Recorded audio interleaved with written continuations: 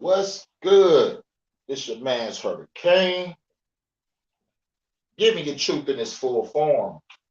Revolutionary doctrine of Yeshua. And today we're about to talk about shamanism. I'm gonna make a nice long series on shamanism. Real shit. Shamanism. First things first. Shout out to the guys and goddesses out there. Peace to all the guys and goddesses.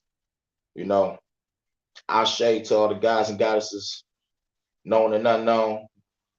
Ashe to our ancestors. But anyway, let's go back to shamanism. Shamanism predates Christianity by like 50,000 years. Like 50,000 fucking years. Shamanism is like really like one of the oldest forms of like spirituality, like or religion, like one of the oldest forms. It's all over the world.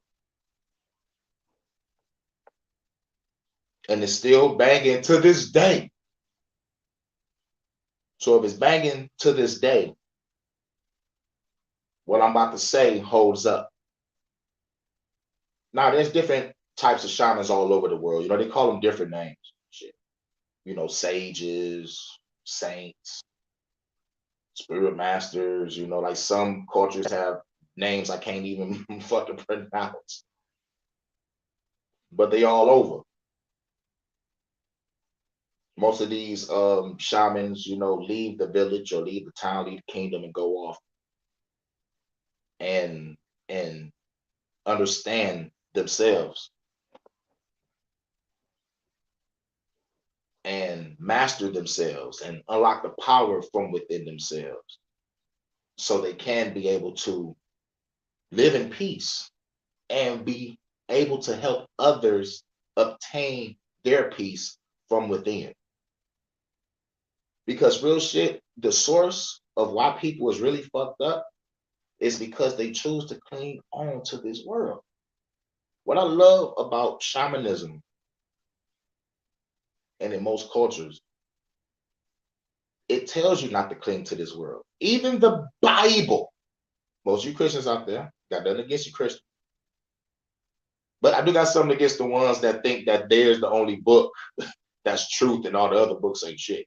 When I'm dealing with ancient tradition, I'm dealing with shit that predates Christianity, the shit that still works. The unlocking of self still works. And people that have unlocked themselves, if you look at them and look at their lifestyle, they're more happier than than most Christians out. Like honestly, while Christians blame God or devil for situations in their life, spiritualists, nigga, we take self accountability. Why did this bad thing happen when I was in this relationship? Okay, even though she played me like a fucking violin, I still got to take self accountability for saying one word. Yes. I chose to fuck with you. It's my fault that this shit happened. Now I gotta learn from my mistakes and move the fuck on. Take this as a lesson instead of a loss, So then you'd be like, okay, don't get with a female like her.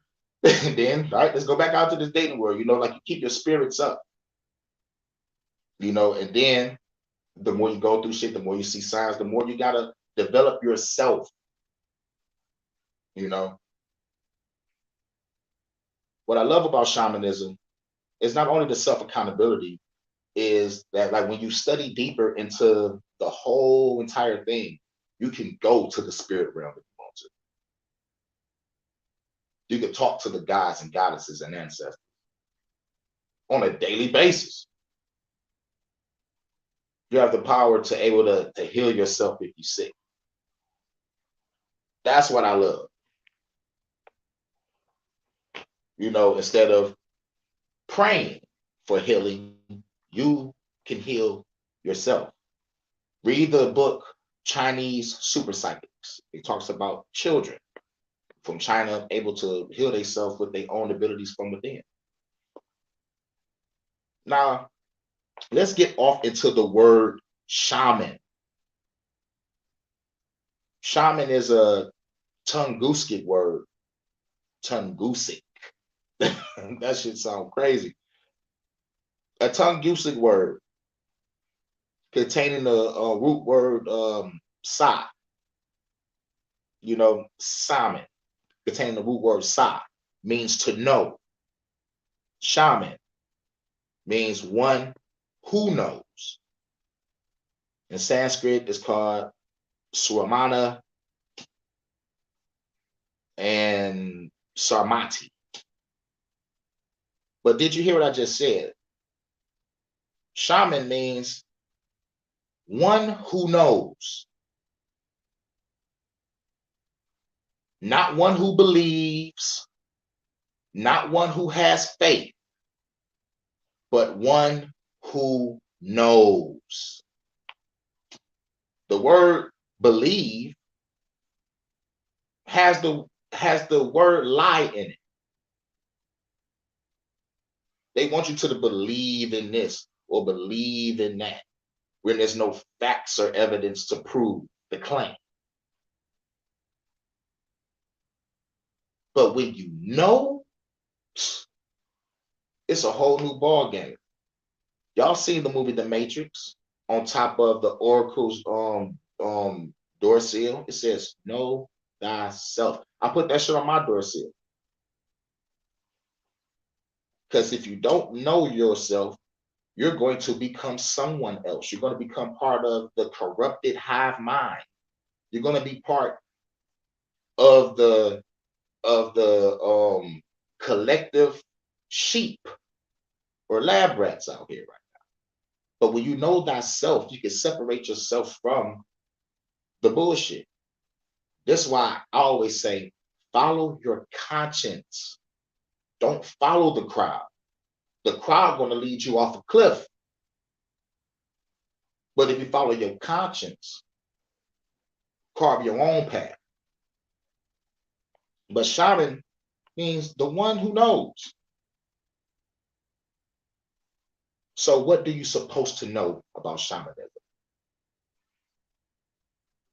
The worldview of all life being sacred. Everything has a spirit and energy.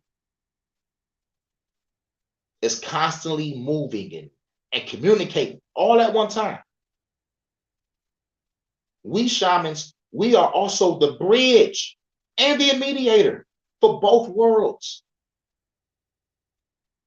We can go to the spirit world, get a message, come back and help you out if y'all need some help. But at the end of the day, it's just nothing going to do nothing but telling you, yo, you got to look within, you got to do this, you got to do that. It's within yourself. You can go to the spirit world and get some power to come back and heal your friends, your family, shit, but the rest of the world if you can. Most of the shaman's power come through meditation, ceremonial dance, certain type of postures. You can sit a certain way. It's when you look deep within self, you know. That's all I got to say. You will know. Now, with this power, we're really just like true keepers of ancient techniques used to achieve and to maintain a well building and a stable life, the healing of ourselves.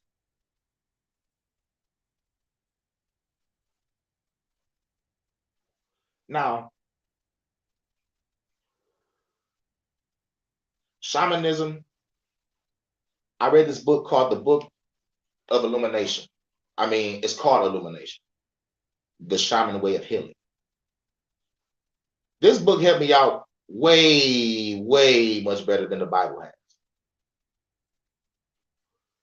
But the Bible has helped me too, because I use the Bible for research purposes. Like to make connections with, with other shit. Like if I need to find a name or need to find a certain incident that corresponds with something else, that's when I use it. Now,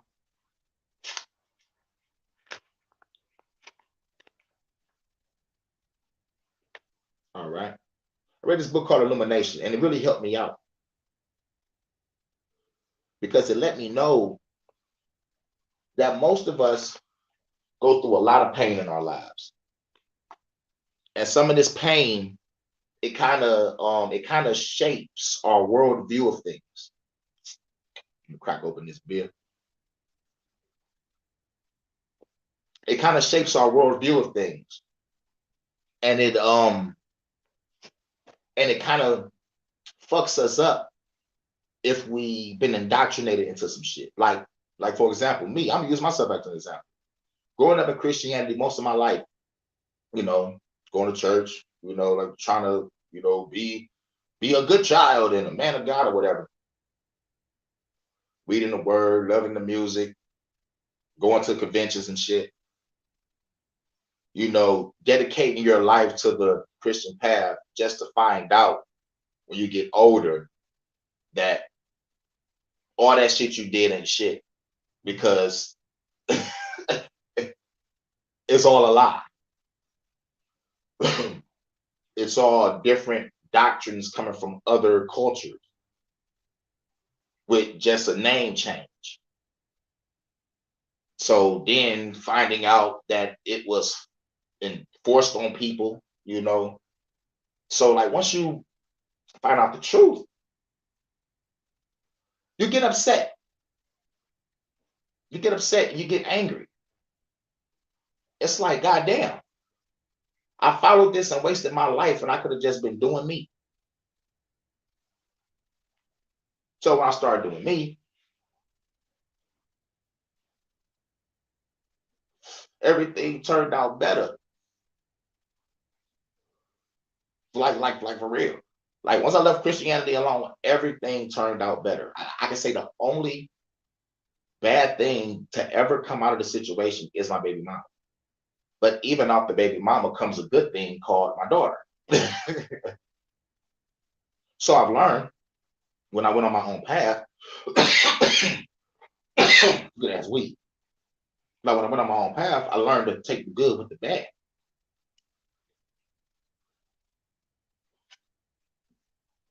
And then learning, yep, I got a fucked up baby mama. Now I'm part of the stereotype, but I take responsibility for my actions.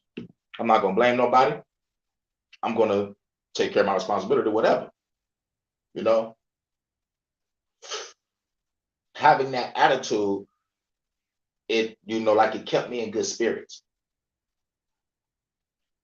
Even though I hate my baby mama like a motherfucker.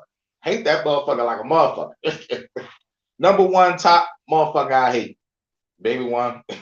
Baby mama is number one, best believe that. Jay-Z, Bill Gates, any Rothschild, um, Will Smith, and then my baby mama. Yep, top five. But I want to talk to you about what helped me. I'm gonna read a little bit of shit out the Illumination, and when I read this book, I swear, dog, it opened up so many doors, and maybe, just maybe, this can probably help you, or maybe give you insight on yourself, so you can find out what you need to heal about yourself. Hello, key. So we're about to get off into some shamanism. Now, the Book of Illumination, it was created by a man named Alberto Boladio. I'm just gonna read a couple passages. This book was given to me by my homeboy that I grew up with, shit, because like he became a goddamn a necromancer slash medium slash guru slash tarot card reader. Shout out to my old boy Saman. But he gave me this book, bro, and this shit motherfucker changed my life, dog. I rock this shit like motherfuckers rock their Bible. But let's talk about it. Here we go. And one of the passages say, Oh yeah, in shamanism, we go through shit called initiation.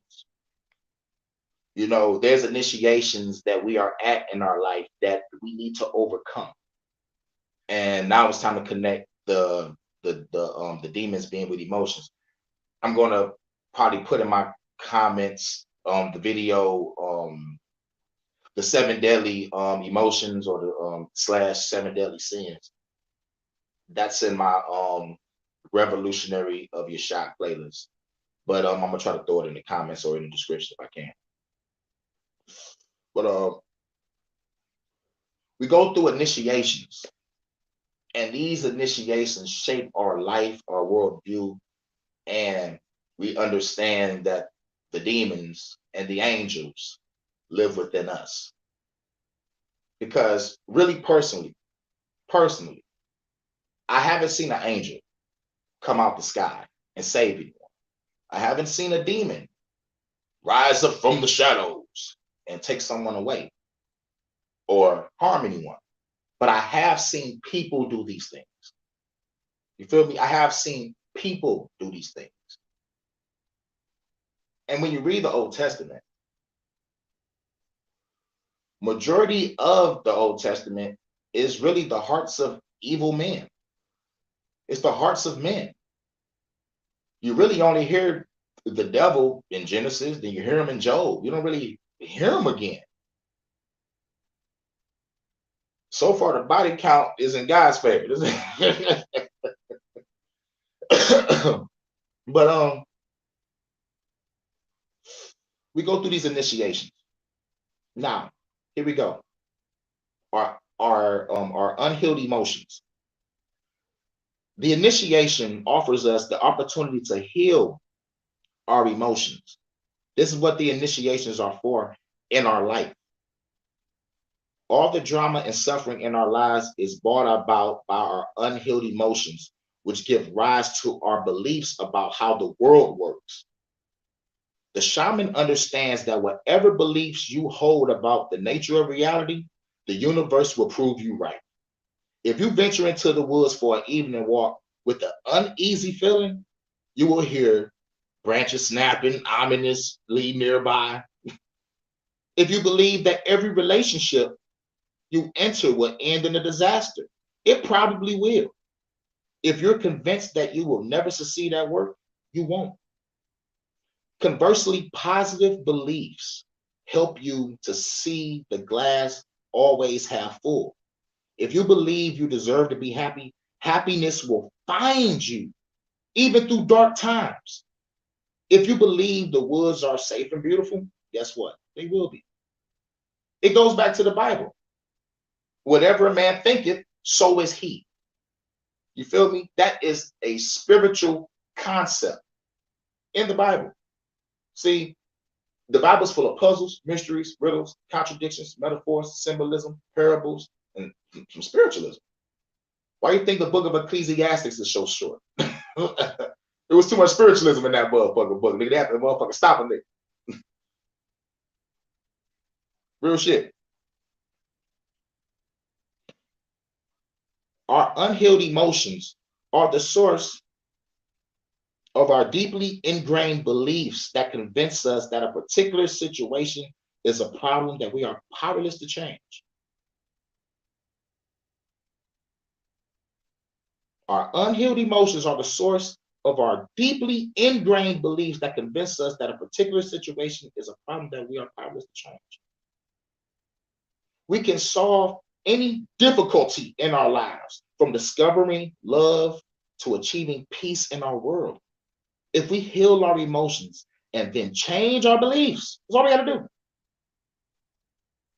But we cannot simply just change our minds and magically the world will be different. You know, let's look at reality.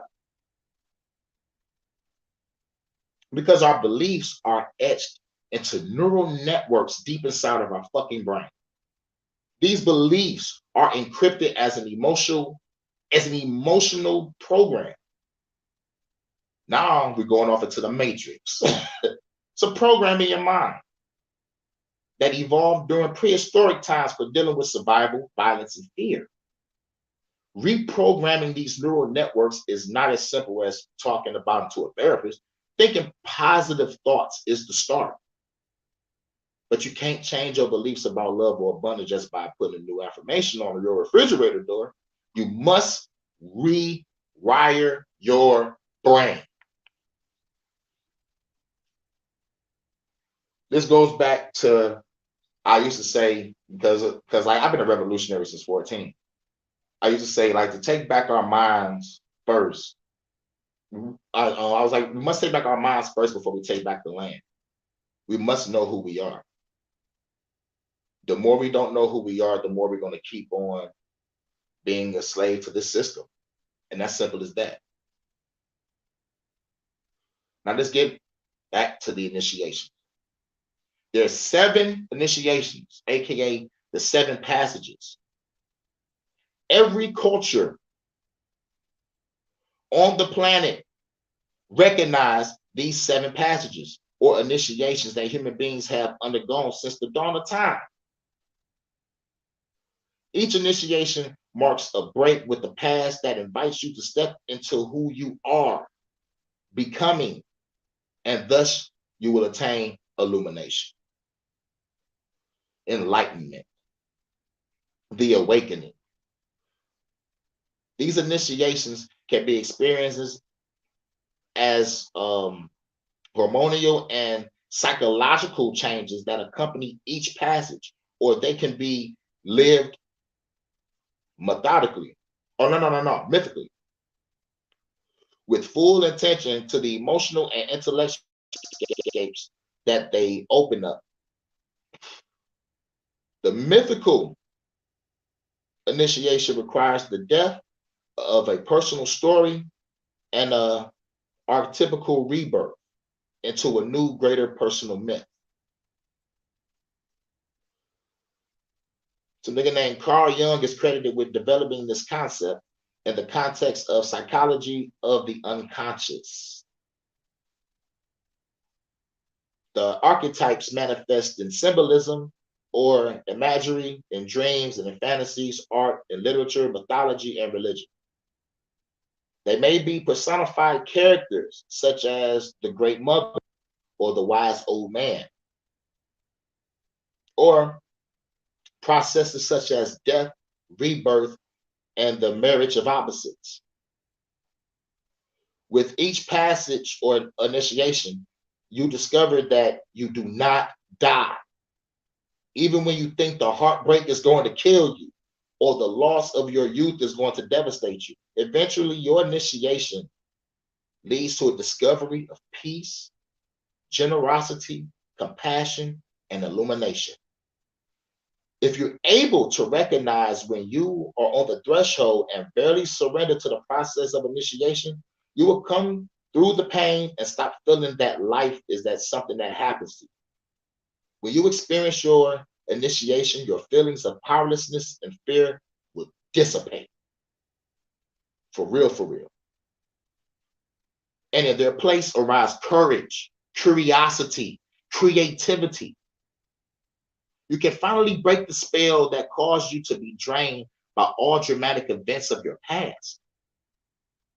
Now, there are 7 toxic emotions that must be confronted during your initiation and that give rise to every limiting belief we hold. For some strange reason, nature programmed these emotions into our human brain.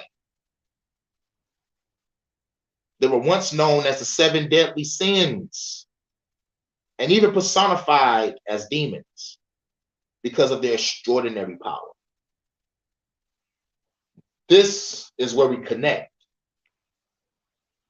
emotions with the demons. They all live within you. Now, we're going to stop right there real quick, and we're going to talk about the secret book of John, a book that was supposed to be in the Bible. Most Christians don't even know about this book. You know why they don't know about this book? Because the Gnostics was killed off and they had to hide this book. Let's just say that the God that most people worship, his real name is Yaldabaoth. They call him the chief archon. He created the angels and demons that created you and placed you on this physical plane. When the Gnostics found out that this planet was a prison and this body was a prison, they learned to just seek wisdom, knowledge, and understanding and try to live their best life for the rest of their life, but still put the message out there that all this shit that y'all are hearing out there is false. The real source, the real God is a homicidal, genocidal maniac. That's what they saying. That's why the Gnostics was killed off. But the good thing about the Gnostics, once the powers that be dug up the shit in the 40s, deciphered the shit in the 70s, and put it out there, y'all brought the Gnostics back inadvertently. So now we know about the archons and Yada Bayoff. And even if a person don't want to believe the secret book of John, you can give them a fucking reference or a source. Tell them to read the Nag Hammadi scriptures. Read the Nag Hammadi library. It will correspond with the secret book of John. And it'll tell you who really runs this planet. You know?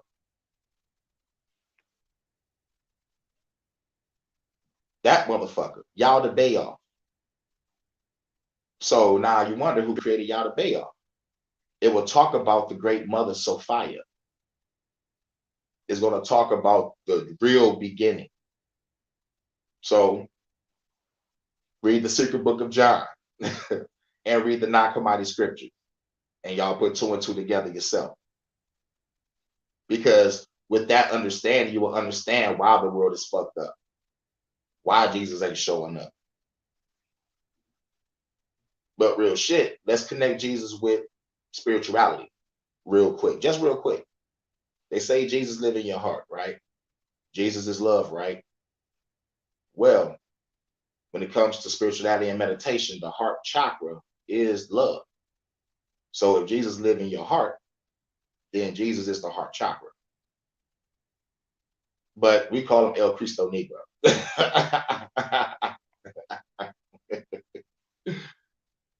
But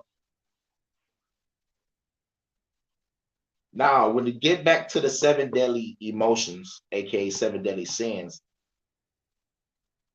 you know, the 7 deadly sins, if you don't know it, or the 7 deadly emotions, they are the same.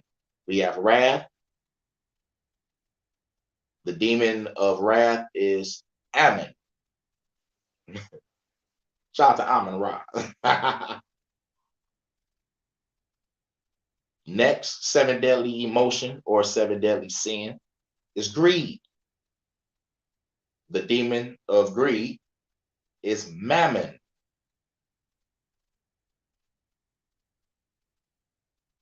The third 7 deadly emotion or 7 deadly sin is lust. The demon of lust is Asmodeus, Asmodeus, Asmodeus, Asmodeus, Asmodeus, Asmodeus, Lord Asmodeus, Asmodeus, Asmodeus. Yeah, that nigga Asmodeus, or known as Asmodai in certain passages in the Bible. You want to learn more about Asmodeus? Read the Testament of Solomon. The Testament of Solomon,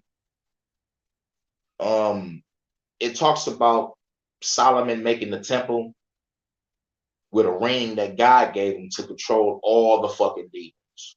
All the demons. And forced they ass to motherfucking build that motherfucking temple.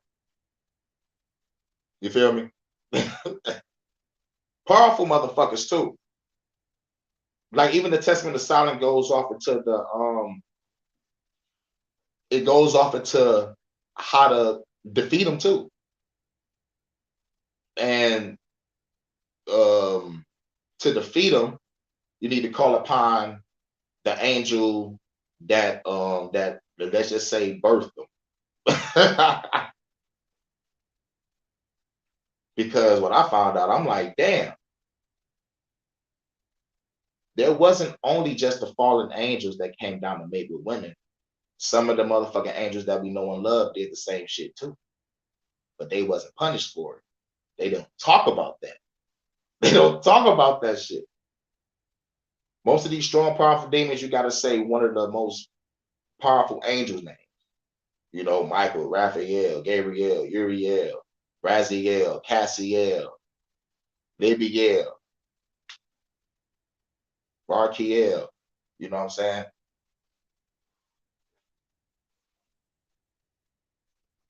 Now, we want to learn about more and another thing about Asmodeus is he was damn near King Solomon's right-hand man type of shit. Like literally just like nigga buddy.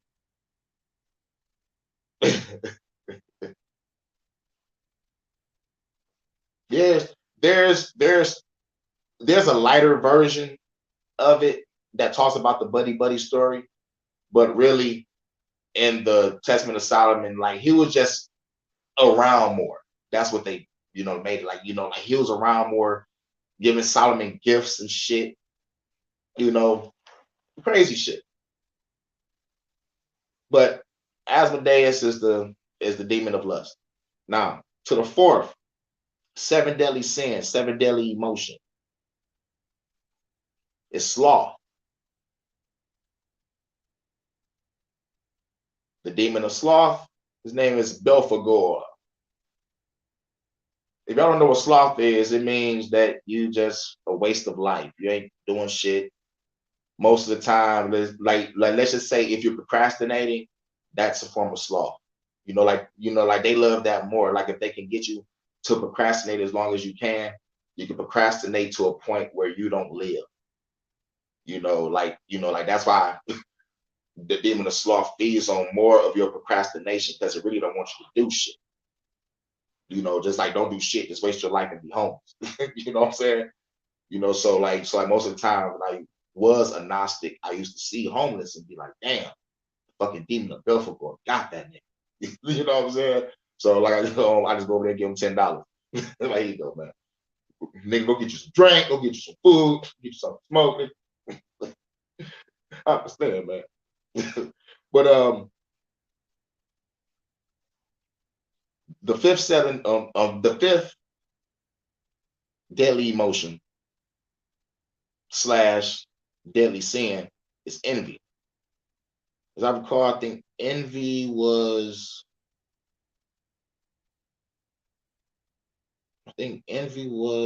Leviathan. Yep. The great Leviathan. You hear Leviathan in the Bible. And what they say Leviathan was. And like God's pet. So why is the Leviathan a seven deadly motherfucking demon of envy? You know what I'm saying? This leads back to what I said, nigga. Yah the Baal and the Archons made this shit. Now next we have gluttony. Is the sixth seven deadly emotion / seven deadly sin. And gluttony is Beelzebub. Next, last on the list, we have pride. Yep, the seven deadly emotion of pride, seven deadly demon, seven deadly sin, I mean. And the demon of pride is, Lucy, because they say he has so much pride in heaven, he wanted to motherfucking be the man. They get that story from Paradise Lost? Read that book. They get the story from that book. Nigga, that shit ain't even in the Bible.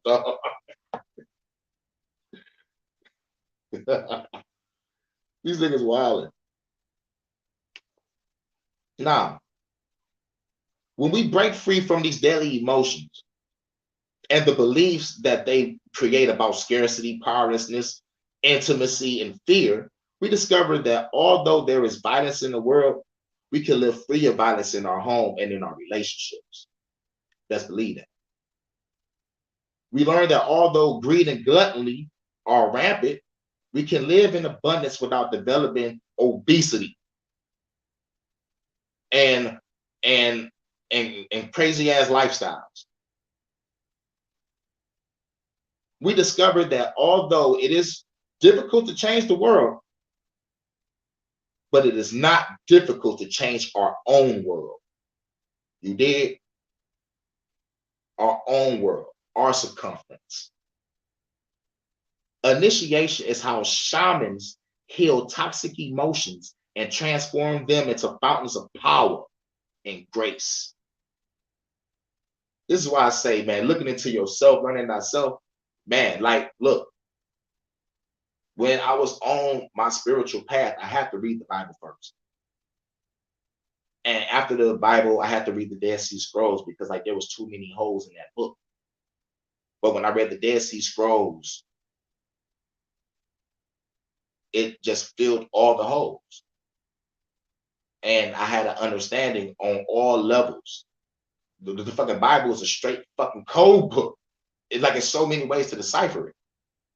This is why I needed it for research purposes. I'm like, yep, I'm gonna have to use this.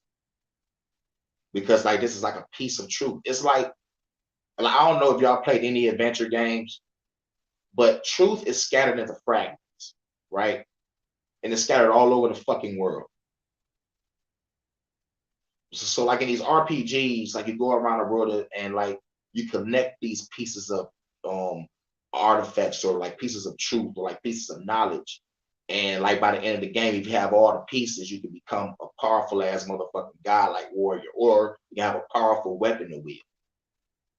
So I look at seeking knowledge like that, you know, just like traveling, grabbing every piece of truth I can. So you like to make me a better warrior and withstand the trials and tribulations of this prison planet. And learn how to find a way to meditate, to break out, lucid dream to break out, astral projection to break out. You know what I'm saying? Like the power is in us. We just got to tap into it. I've seen the realm, nigga. Nigga, that shit is glorious. Let's just say when you see that green door, when you get to that green door, if you see an emerald door, do not be scared. Push that bitch open. That's where the guys and goddesses lie. Nigga, real shit. It's either gonna be a green door or a purple door. I've seen a green door. My homeboy seen a green door in his spiritual experiences. I have a girl that's seen a purple door. Just push that bitch open and walk through it with no fear. Now, okay, what was that? All right.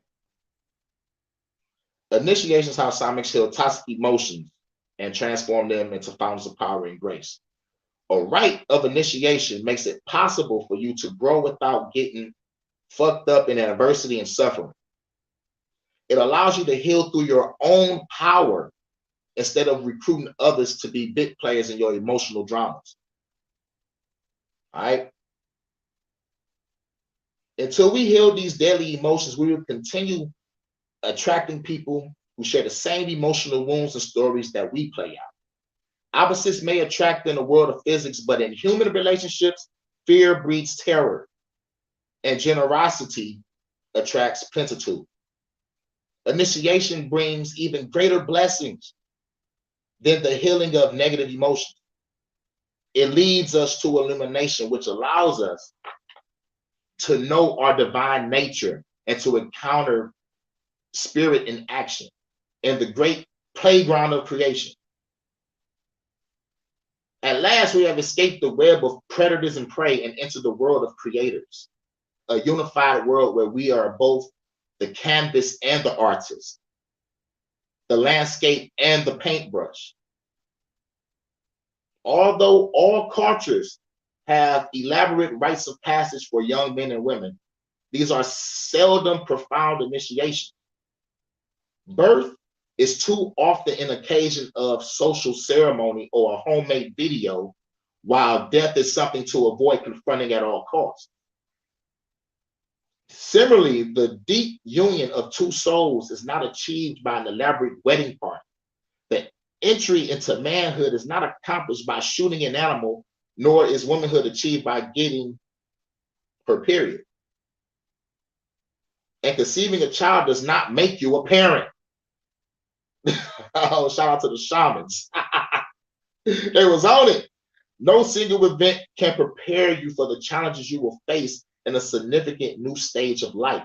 True initiation is a response to an inner calling. It requires that you face personal challenges heroically and experience a genuine rebirth into a new way of being.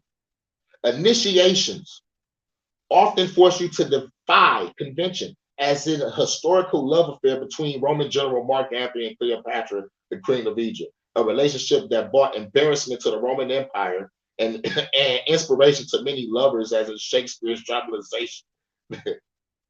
Like Mark Antony, even ordinary people sometimes risk everything they once valued to follow love, succeed in a career, or in being good parents.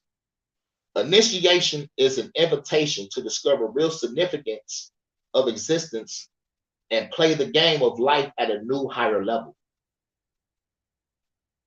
All right. Once our emotions is underway, your toxic emotions will heal as you transform them into 7 virtues, known as the 7 angels. This goes back to the demons in you. You have angels in you. To cure wrath, you need the angel of peace. To cure your greed, you need the angel of generosity. Remember, these are people inside you. The lust, you need purity of intent. That angel. Sloth, you need courage. Get up off your ass. The angel of courage. Envy. To complete that, you need the angel of compassion. Gluttony, you need an angel of temperance. And pride, you need an angel of humility. All these motherfuckers are in you. You don't need no religion or even what I'm talking about now to motherfucking know right from wrong. Like, honestly, hitting an old lady with a cane for her cranberry sauce. Nigga, is that wrong or right? Some motherfucker would say it depended on the circumstance. Nigga, was you hungry? You know what I'm saying? Nigga, is wrong hitting an old lady over the head for some cranberry sauce. Nigga, is wrong. Nigga.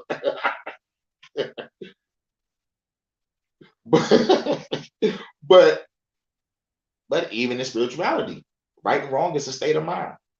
There's evil people that run this world and motherfuckers still voting for them. Like, nigga, this shit crazy. Nigga. Preachers be smashing your kids and your wife and y'all still go to church. Nigga, this shit crazy. Taking money from you, nigga. You pay for that pastor's BMW, nigga. You pay for that pastor's kids' college fund. What the fuck? Nigga, why they chilling on a 501c3? But let's get off into the traditional initiations. All right. Initiation 1. You have birth. Initiation 2. You have manhood or womanhood. Initiation 3. You have first love. Initiation 4. You got marriage. Initiation 5. You got parenthood. Initiation 6. You got sagehood. And initiation 7 is the great crossing. See you at the crossroads, crossroads, crossroads. See you at the cross. You feel me? Now, let's get off into how the 7 deadly sins, aka 7 deadly emotions, or the 7 deadly demons, are inside and connect. Now, through the birth initiation, this is the first initiation we're supposed to go through. Now, like, look, some of us are going through initiations right now out of order. You feel me? For example, I'm gonna give you an example, and like, nigga, we all done this. We skip the manhood initiation and go straight to the first love, like meeting a chick in high school. You ain't even reached manhood yet to even know what love means. That's why we say puppy love. That's that puppy love shit, nigga. That shit ain't gonna last. You're not a man. You don't understand what being a man is yet, or like knowing how to even like treat a woman. This is all one big fairy tale. You know, you got to go through the manhood initiation first in order to get to the first love shit. But even if you don't go through it in order, you can still achieve an enlightenment in your situation, because most people are stuck in a type of initiation. But the goal is to really succumb past all this shit. Like really, if you skip an initiation, all you have to do is just correct the wrongs you made by going inside your mind and forgiving yourself, or go take that business venture, you know, or like go take that trip to learn out who you are. You know what I'm saying? Like you got to go through the manhood initiation. Now, now through the birth initiation, it's the first initiation. Through the birth initiation, you will have an emotional experience if you fail it. I'm giving you the emotional experience if you fail your initiation. All right, because we all have been through these initiations, and we all have failed them at some point, but some of us have recovered. So if this relates to you, you know, maybe you can learn something, you know, how to, you know, change what's going on in your life. Remember, the book is called Illumination, the Shaman Way of Healing. All right. The emotional experience when you fail the birth initiation is this. And I know we all been through this. Y'all ready? Here we go. You struggle with belonging, self-worth, and anger. You feel as if you don't belong in this world.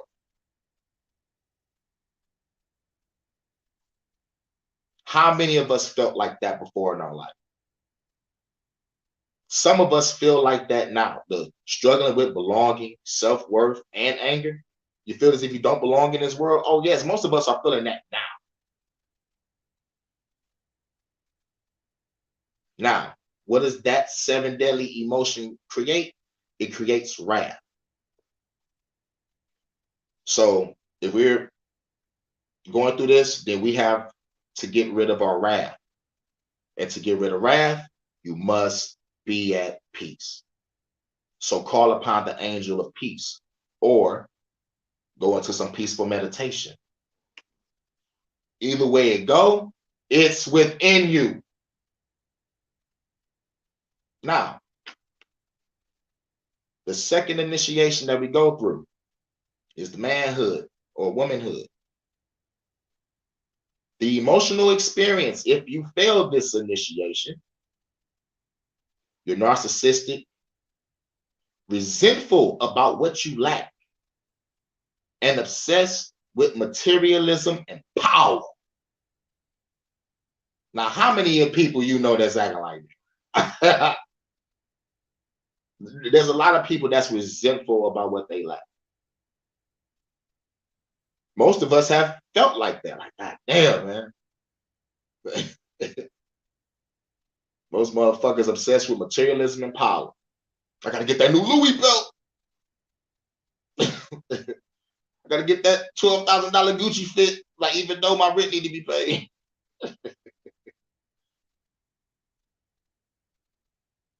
Now that seven deadly emotion or seven deadly sin is greed. So call upon the angel of generosity, which was within you. Basically, go out there and be generous. Be a generous person. Generosity is how you heal the greed.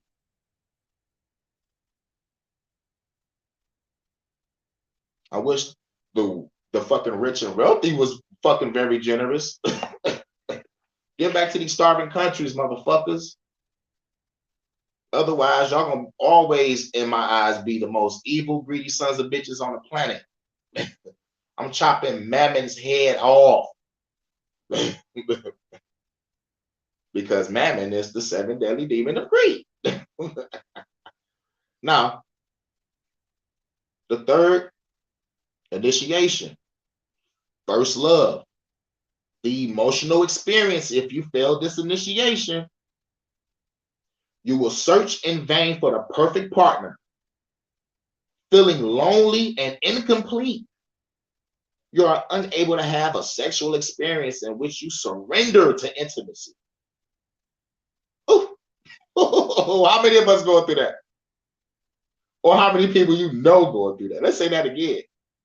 You search in vain for the perfect partner, feeling lonely and incomplete. You are unable to have a sexual experience in which you surrender to intimacy. That's 7 deadly sin, or 7 deadly emotion, is lust. You're healed by the purity of intent. See, when it comes to love on some real shit, you just gotta let it be.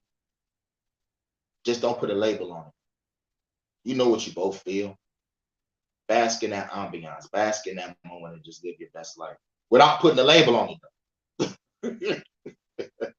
Nigga, just live. Nigga, just do what you do. You know. But that's the emotional experience if you fail that initiation. And most of people are going through that right now. You search in vain for the perfect partner, feeling lonely and incomplete. You're unable to have a sexual experience in which you surrender to intimacy. There's a lot of motherfuckers going through this shit right now. And this is why I pay for it.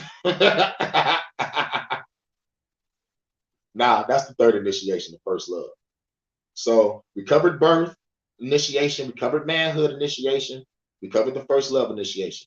Now let's go to the fourth initiation. It's called marriage.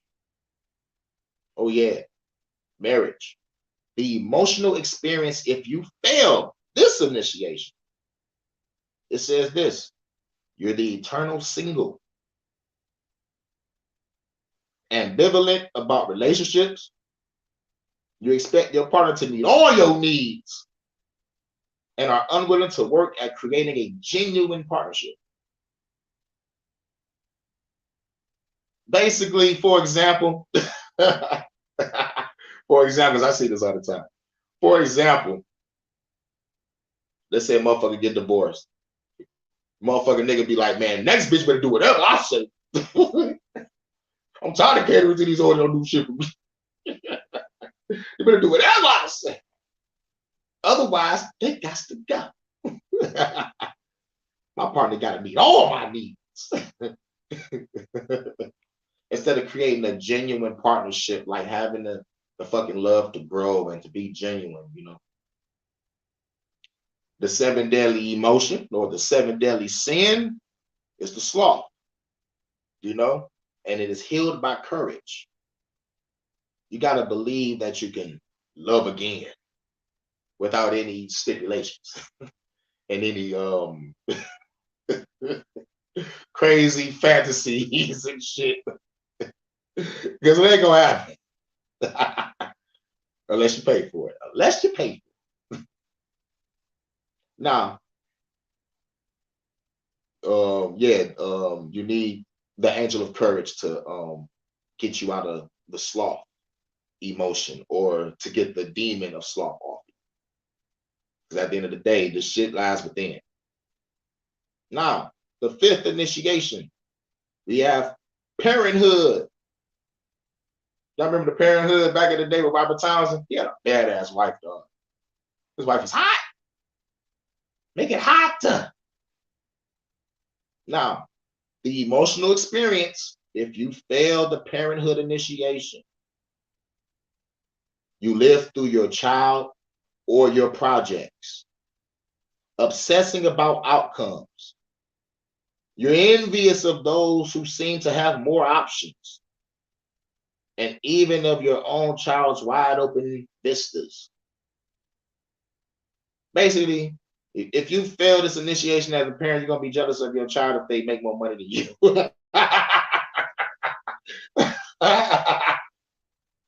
You can be all day dick at the football game. Like, come on, son, give me motherfucking 20 racks. That was a good touchdown, son. But dad, you was never here at none of my games. Well, like, why would I blow up your pop up? Because I'm your dad, boy. I'm your dad. Give me 10,000. Give me 10,000. I'm some gambling debts. I got some gambling debts. No, nigga, you owe the dope man around the corner. Take this shit, get the fuck out, nigga. But yeah, if you failed the parenthood initiation, you will live through your child, or you will live through your projects of like obsessing over outcomes. You're envious of those who seem to have more options. And the demon or the emotion, if you fail that initiation, is envy. So to heal yourself from the 7 deadly emotion of envy, or the 7 deadly sin of envy, you need compassion. So call upon the angel of compassion, or go look deep down within inside yourself and just have compassion. You know what I'm saying? Now we at number 6. We almost finished. We at number 6. But the 6th initiation is called Sagehood. Now, the emotional experience, if you fail this initiation, is you are crippled by the sense of scarcity and loss, and the desire to regain desire to regain what is no more. You consume more than you need in order to feel better about yourself. Now, this is deep. This is fucking deep.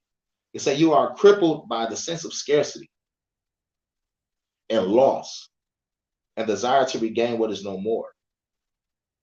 You consume more than you need in order to feel better about yourself. We see that all over the place. All over the place. Real shit. Most people, it's just like sad looking at them go through it. Like, God damn, bro. Like, nigga, you're 60 years old, nigga. Let it go. You ain't gonna be the dope man, man. Let it go. Get off the block. Let the young niggas take over. What the fuck wrong with you? Sit your ass down somewhere. So you consume more, you drink more alcohol, smoke a whole bunch of more drugs, and you buy a whole bunch of shit to feel better about yourself. Shit crazy. Consuming a whole bunch of shit. That 7 deadly sin, that 7 deadly emotion is gluttony. Now, most people connect gluttony with eating food all day, but nope, it is more spiritual. It is more esoteric. It is more ancient than that mundane shit we call food. Now, gluttony is healed by temperance. Call the angel of temperance, or learn what temperance is and heal yourself while you're in your sagehood. Because after your sagehood, I think you're probably between 45, 70 years old by the time you make it to sagehood. But now we are at the last initiation. It's called the Great Crossing. Crossroads. The emotional experience, if you fail the Great Crossing initiation, is this. You cling to unfinished business. You become arrogant and self-important and terrified of your own mortality.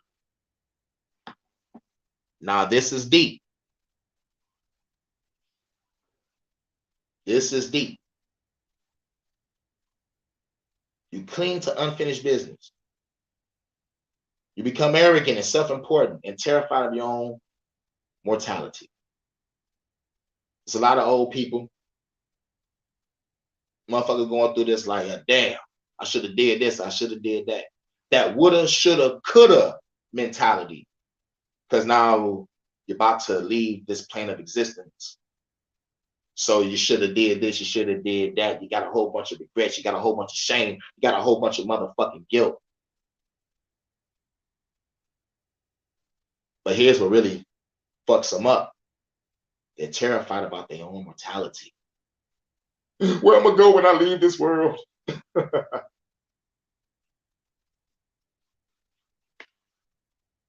Terrified. And this is why I love when cultures say don't cling on to this world. I love the native tradition, the indigenous culture. Do not cling on to this world. This is the reason why you suffer.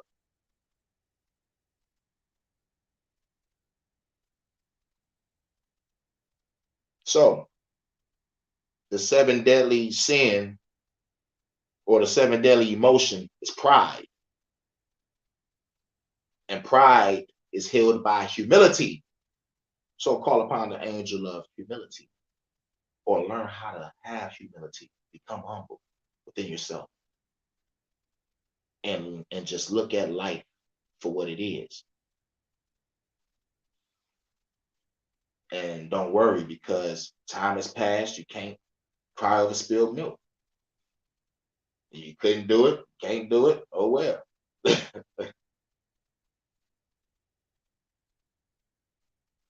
Now that was the Great Crossing. And in conclusion, I know you. This has been about like an hour. Okay, that's what's up. That's what's up. I hit my first hour. Bet it up. This is a lecture. You're learning some shit about shamanism. I'm trying to teach you how to heal yourself. Heal yourself. All that shit lives within you. Now,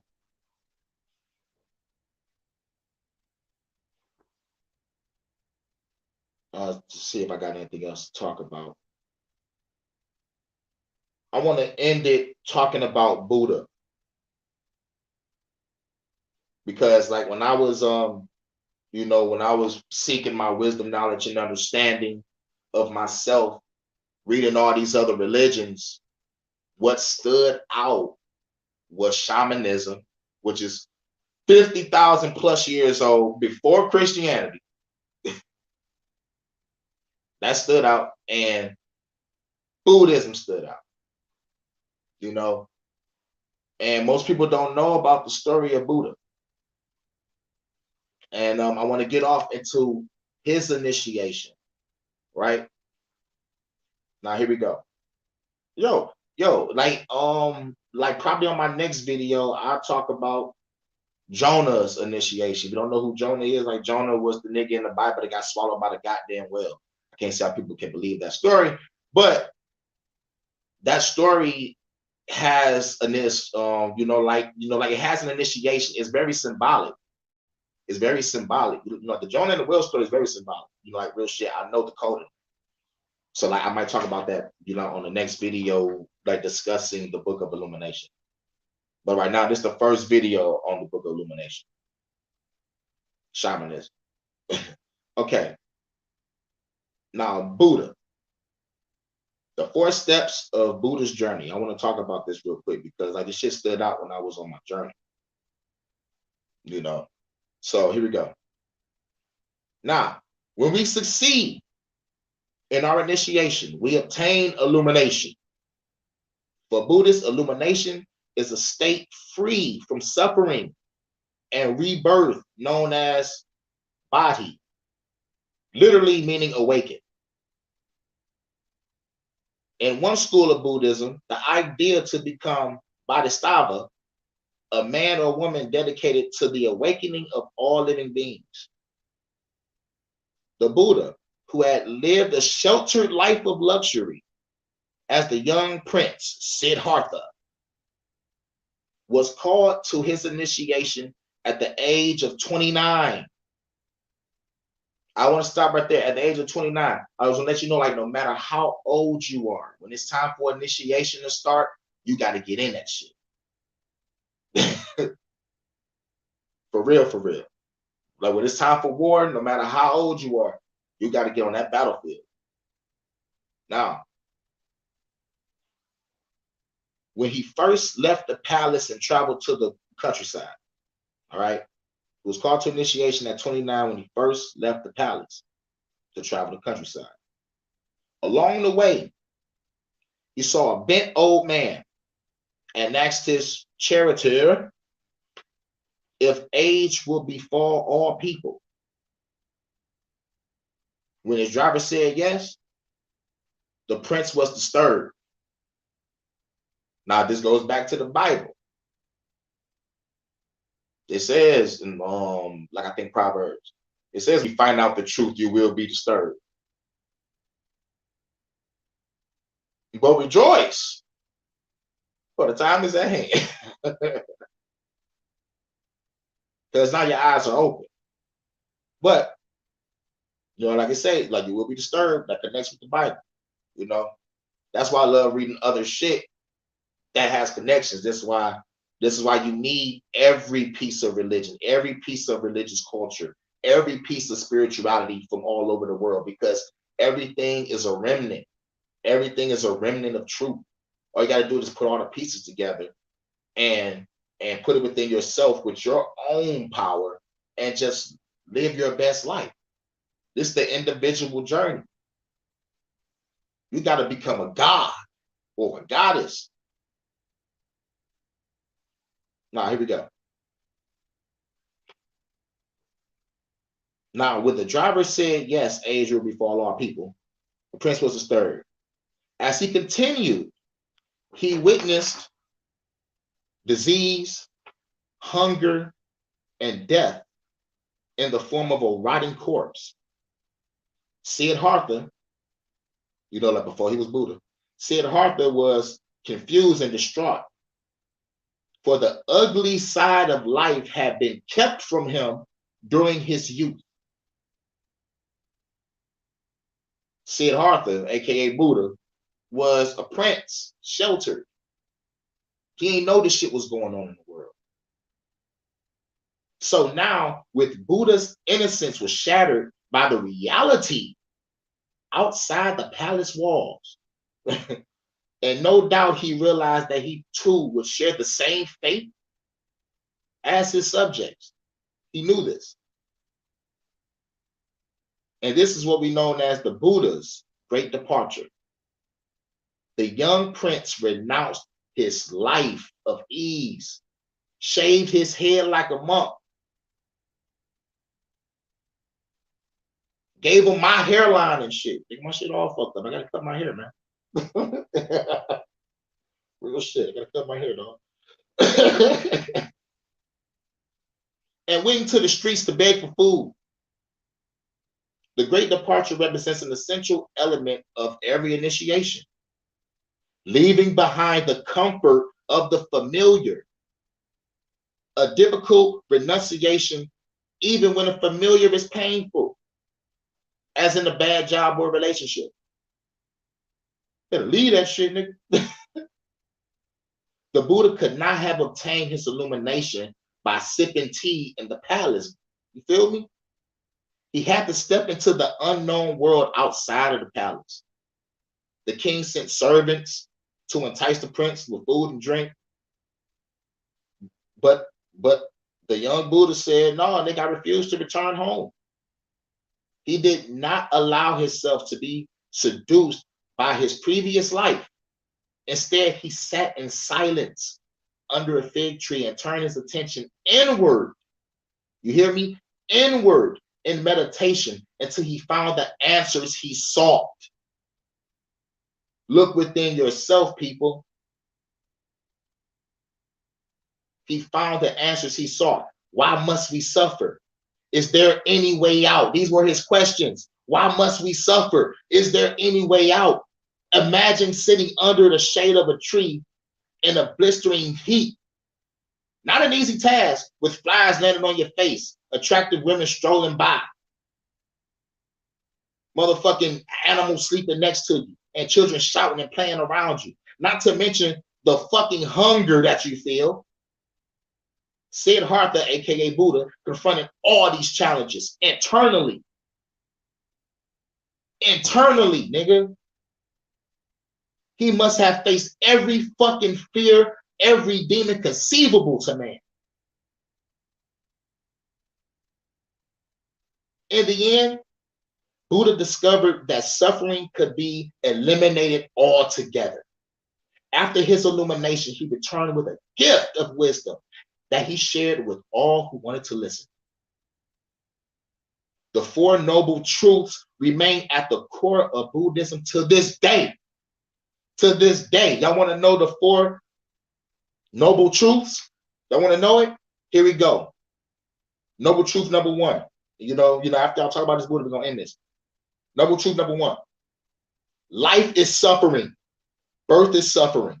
Age is suffering. Illness is suffering. Death is suffering. Sorrow, grief, and despair are suffering. Suffering. Everything. Life is suffering. Nigga, it's simple. It is simple as that. That's the noble truth. Here goes noble truth number two. Suffering is caused by craving and desire. For example, what most motherfuckers was going through back in the day, or probably still going through right now. Oh my God, I don't think I'm gonna make it to the rap game, dog. I'm starving out here in these streets. But the rob a nigga on the staircase, allegedly. I gotta pay for that studio time. You know what I'm saying? Or it could be the desire for love. Oh my God, no one never gonna love me, man. Oh my God, I'm gonna pay for it forever. You know, but that's what causes the suffering. It could be with a kid. Oh my God, I go get that PS9. But I'm just trying to make light of the situation. But suffering is caused by craving and desire. Best believe that. Now, the third noble truth. By giving up craving and desire, you obtain freedom from suffering. This is this motherfucking the greatest shit ever, nigga. It's like, nigga, I live off the basic necessity. Like, I'm out there trying to be all fancy and fly. You know, my craving and desire, it was being in the music. But once I found out the truth about that shit, nigga, that desire and craving left. I still love music and I still do it, but now it has become scrolls. It has become tablets and time that I just need to push out there so people can wake the fuck up. I make money through streaming, whatever. But that's the third noble truth. By giving up craving and desire, you obtain freedom from suffering. Now, the last noble truth. The path is achieved through right view, right intention, the right speech, the right action, the right livelihood, the right effort, the right mindfulness, and the right concentration. You need to be on point with yourself.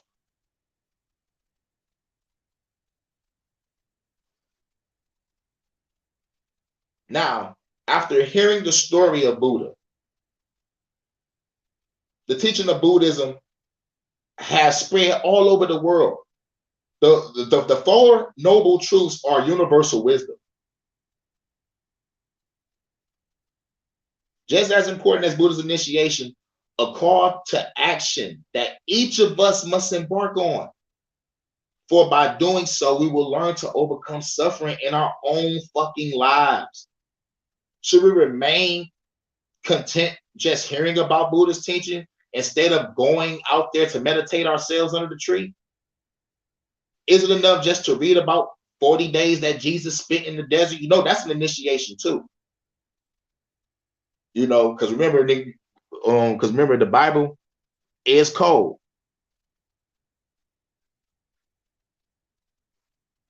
What up, everybody? I forgot to look at the comments. What up, though? What up, though? What up, though? I'm off into the shamanism talking about Buddha. Oh, man, I wasn't even looking at the comments. My bad, y'all. If I wasn't looking at the comments, man, nigga, I was in the zone. I'm smoking weed. I'm drinking motherfucking I'm drinking Heinekens and some motherfucking Amsterdam. Yeah, nigga, I'm yeah, man, I'm fucked up. But yeah, shout out to everybody. Shout out to everybody that's in here. Shout out to everybody that showed up for sure, for sure. You know, this is my first live. I'm going past an hour, you know what I'm saying? Now,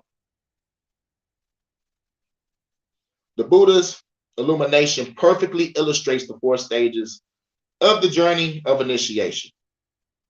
The first process, the awakening, recognizing your dilemma. There is death and disease, and I am trapped inside of a palace. It's just like us. we recognize our dilemma. There is death and disease, and we trapped inside of a prison planet, and we trapped inside of the human body. Second, the great departure, embarking on your journey. We embark on our journey. We are gods living a human experience. We are chaos beings. We're going out there with our heads held high and our swords in our hand, embarking on our journey. The third is the test, confronting challenges and adversity. I sit in stillness. I meditate. Like we do the alchemy, we fire bending, we air bending. We're trying to unlock our telekinetic, empathic powers, unlocking that third eye chakra. And fourth, our illumination. The return to bring gifts and knowledge to others that's willing to listen. And I believe that's what we at the stage at now. That's what I'm doing. So in conclusion, because this is just like part one, talking about shamanism, Buddhism, and telling people that we all go through these initiations. And hopefully, like maybe like what I said could change your life. Read the book. It's called Illumination, The Shaman's Way of Healing by Alberto Bellaudio. You know, like the passages that I was reading from, this is really just the first chapter. There is a lot in the book talking about brain science, and it gets off into many different initiations of other people from around the world. You know, like, you know, Jesus' initiation, Psyche's initiation. I think she's from Greek mythology. You know, Jonah, you know, in the well, like it's all like esoteric, Gnostic symbolism, but it still talks about initiation, what people got to go through in order to really achieve that enlightenment, like that awakening, that illumination. In the Matrix, it said, know thyself. I guarantee you, those that know thyself, they are living the best life. Ain't going back and forth with you, niggas. Real shit. Real shit. Real shit. And if you look at the stats, there's a lot of people leaving religion and coming to spirituality.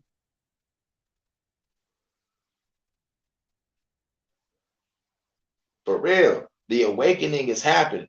It's happening. It's happening. So this is just part one. My next video, when I talk about the Book of Illumination, I'm going to talk about the brain science, and we're going to get off into the different initiations around the world from people from different mythologies. I wanted to talk about that first, but I needed to break down what initiation is and what we all have gone through and what we went through, and to connect that demons are your emotions. Because this shit is over 50,000 years old. This shit is over 50,000 plus years old. So, Shaman's Hurricane, giving you truth in this full form, revolutionary doctrine nigga shy. This is my first motherfucking live that I did over an hour, 20 minutes. That's what's up. Great lecture, great lecture. I'm gonna try to do more. I'm gonna try to do more. This felt good. This felt good, everybody. So now I'm about to kick back. Probably play Mafia 3. Call up a chick. I don't know. Might call a chick first. Nah. Yeah, I'm gonna call a chick first. Oh, she ain't even woke. I forgot. Like they be waking up around 1 o'clock. I'm good. I'm play Mafia 3. But yeah, I hope y'all enjoyed the lecture. It's your man's Hurricane, giving you truth in its full form, revolutionary doctrine of your shy. Like, share, subscribe, leave a comment, and tell me what you think about it. It's your boy. It's your man's. I'm out. Peace.